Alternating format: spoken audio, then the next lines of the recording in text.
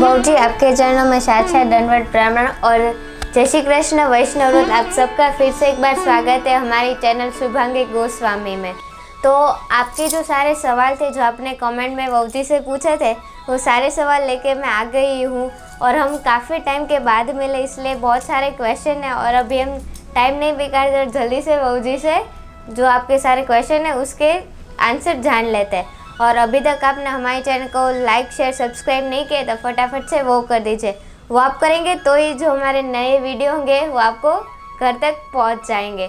और आप मेरा नाम भूल गए तो मैं फिर से बता देती हूँ, मैं हूँ शिवाली दवे और फिर से एक बार स्वागत है हमारी चैनल पर। चलिए अभी हम करते हैं हमारे वीडियो की शुरुआत। तो जे हमारा जो दूसरा सवाल है वो ये है कि आप कृपया करके जो अष्टप्रहर की जो प्रणालिका है, सेवा है, उसके बारे में आप बताएं। बराबर है। देखिए वैष्णव, गृह सेवा में अष्ट प्रणाली, ऐसे तो मैंने प्रैक्टिकल पूरा वीडियो ही बना दिया है इसका, फिर भी मैं आप लोगों को थोड़ा और प्रकाश डाल देती हूँ कि पुष्टि मार्ग में गृह सेवा में अष्ट प्रणालिका की सेवा सभी वैष्णव नहीं कर सकते हैं, बराबर। पर जो करते भी हैं तो उनके लिए दो ऑप्शन है। एक कि आप सच में अष्टप्रहर की सेवा करिए। अष्टप्रहर मतलब कि जैसे मंदिरों में रात को 8 बजे तक सेवा होती है, बराबर है, उस तरह से आप पहले सुबह के राजभोग तक की सेवा कर लीजिए। ठाकुर जी की राजभोग तक की सेवा 12 बजे तक ठाकुर जी को देरी से देरी राजभोग धर दिए। राजभोग कैसे धरने हैं, कैसे थाल सजाना है, उसका भी मैंने एक वीडियो बनाया है, वो आप ज़रूर देख लीजिएगा वापस। ऐसा देखिए कितने सारे वीडियो बने हैं, तो ऐसा नहीं होता है कि आपने एक वीडियो एक बार देख लिया तो हो गया।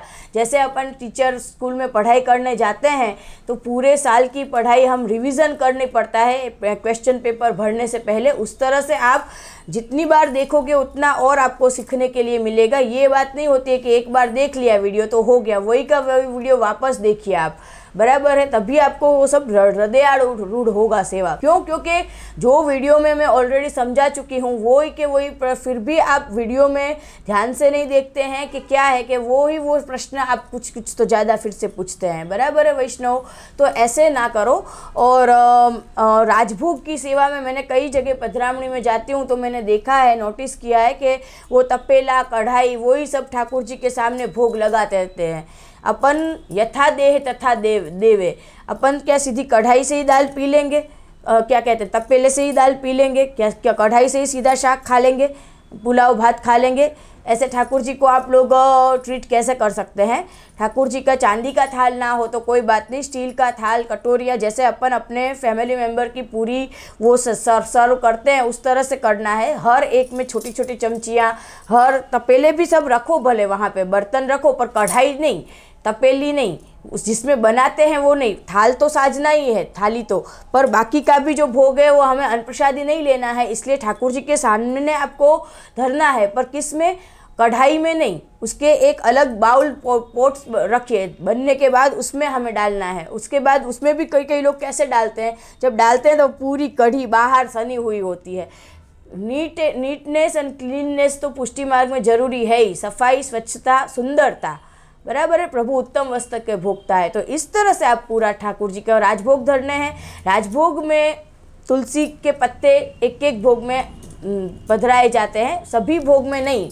इसमें एक क्वेश्चन में दूसरे भी क्वेश्चनों के मैं आंसर दे रही हूँ। मंगल भोग, सब संध्या भोग, सब में तुलसी नहीं आते हैं, राजभोग में तुलसी जी आते हैं, बराबर है। और राजभोग पूरा सजाने के बाद हमें तुलसी दल हाथ में लेके, तुलसी पत्ता नहीं, तुलसी दल हाथ में लेके, और हमें 3 बार पंचाक्षर मंत्र बोलना है। पूरा ठाकुर जी के ऊपर ही ध्यान देके उसको फील करके, पंचाक्षर मंत्र की जो भावना है उसको फील करके वो बोलना है। और फिर उनके चरणों में तुलसी समर्पण की भी एक स्टाइल होती है, ऐसे नहीं रखना है ठाकुर जी के चरणों में, ऐसे नहीं रखना है, ऐसे समर्पना है। उसके बाद आपको लेफ़्ट राइट लेफ़्ट, दायां जमना दायां चरण स्पर्श करने हैं, ऐसे ऐसे ऐसे माथे पे और हृदय पे, और फिर दंडवत करने हैं प्रभु को। इस तरह से पूरा होता है राजभोग का भी क्रम। और राजभोग में फिर ठाकुर जी को विनती ली जाती है, महाप्रभु जी गुसाइन जी की कानी से भोग अरोगे प्रभु। और वो विनती के बाद मंदिरों में तो धूप दीप शंखोदक भी होते हैं, पर वो आप लोगों को ये वैदिक है इसलिए वो आपके नहीं होता है, बराबर है। तो और राजभोग में नमक अलग कटोरी में खास धरा जाता है, क्योंकि हाउसवाइफ हम सब संसार से घिरे हुए कई बार नमक भूल जाते हैं। फिर हम जब खाने बैठते हैं तब हमको पता चलता है कि अरे इसमें तो नमक ही नहीं है। तो इसलिए हमें नमक की कटोरी तो खास हमें ठाकुर जी को राजभोग में धरनी है। तो खैर प्रश्न ये था कि अष्टप्रहर की सेवा, तो राजभोग तक की सेवा आपने पहुंच ली, बराबर है। उसके बाद हमें अनौसर करा देने हैं। अनौसर में क्या करना है, आपको ठाकुर जी की जो शैया होती है उसमें अतर वतर लगा दिया। मंदिरों में जो एक सीढ़ी होती है, अगर रूम में है आपका मंदिर तो वहाँ पे एक वो वस्त्र बिछा देना है कि ठाकुर जी को लेटना है तो लेटे, ठाकुर जी को सिंहासन पे बिराजना है तो बिराजे।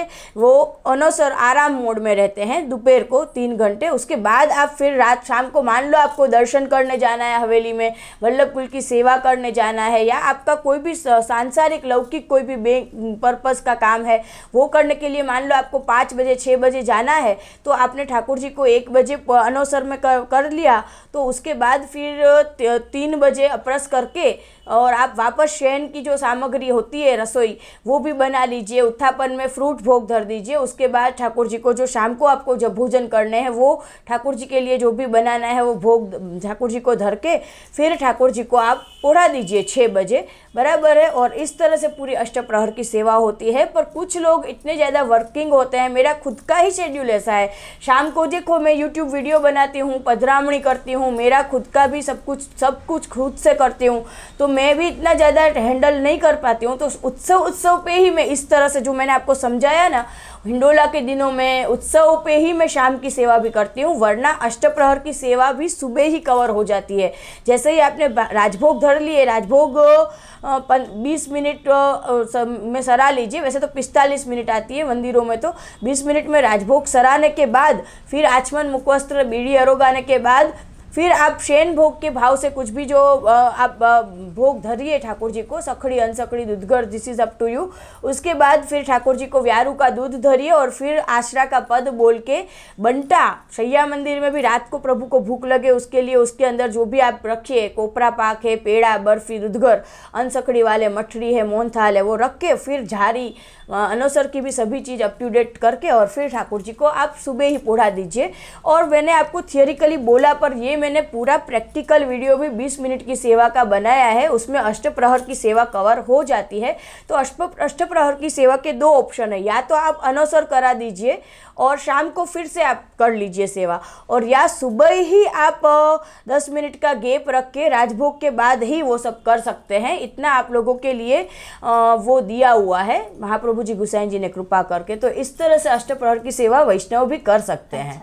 और ऐसा ही फिर ऐसे पूछेंगे कि जी मिश्री भोग की सेवा वाले अष्टप्रहर की सेवा कर सकते हैं।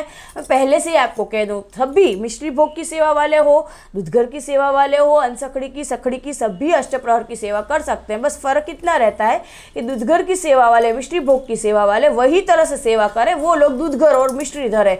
और एक और सवाल है, वो उसका भी मैं इसी में कवर कर लेती हूँ कि जी मिश्री भोग की सेवा कैसे करते हैं।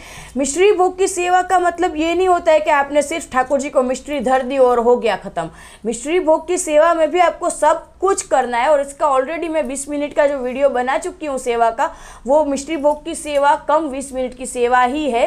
क्योंकि मिश्री भोग की सेवा कोई सिर्फ आपने मिश्री भोग धर दी ऐसा नहीं होता है। मिश्री भोग की सेवा में भी आपको ठाकुर जी को जगाना है, स्नान कराना है, उत्सवों पे ठाकुर जी को अभ्यंग कराना है, उत्सवों पे भारी श्रृंगार करने हैं, नित्य में स्नान कराने के बाद श्रृंगार करने हैं। फिर आपको सुबह मंगल भोग में दूध मिश्री धर दी, और फिर अगर मिश्री भोग की सेवा है तो सिर्फ मिश्री नहीं, मिश्री भोग की सेवा में भी आप दूधगर की सामग्री धर सकते हैं, पर पूरा क्रम वही रहता है। तो जय ने हमें बहुत अच्छी तरीके से सारी चीज़ें समझा रहे, पर कई वैष्णव में कमेंट में ऐसे सवाल पूछे जिसके ऑलरेडी हमने वीडियो जो है जे बोल के नहीं समझा सकते, प्रैक्टिकली समझाना होता है, तो उसके ऑलरेडी पर्सनली जो वीडियो उस टॉपिक के बना दिए, फिर भी आप वो सवाल पूछे तो ओछा नहीं रहेगा। ये हम जे से पूछे तो आपको भी नहीं समझ पाएगा, इसलिए प्रैक्टिकली जो वीडियो है वो ही आप देखें। और आप पहले जो चैनल है उसमें प्लेलिस्ट में सारे वीडियोस चेक कर लीजिए वो वीडियो है या नहीं है। तो अभी जे हम दूसरे सवाल की तरफ तो देखिए शिवाली ने बहुत सही कहा है कि ऑलरेडी आप लोग जो भी वीडियो है वो थोड़ा ध्यान से पूरा देखिए, उसके अंदर आपके सवालों के ऑलरेडी जो समाधान अगर है तो उसी को रिपीटेडली कमेंट्स में आप लोग ना पूछा कीजिए। क्योंकि उसमें फिर आपका हमारा सबका समय जाता है, बहुत कीमती समय निकाल के हमको आपके लिए वीडियो बनाने पड़ते होते हैं वैष्णव। तो इस चीज़ का थोड़ा आप लोग अनुसंधान रखें।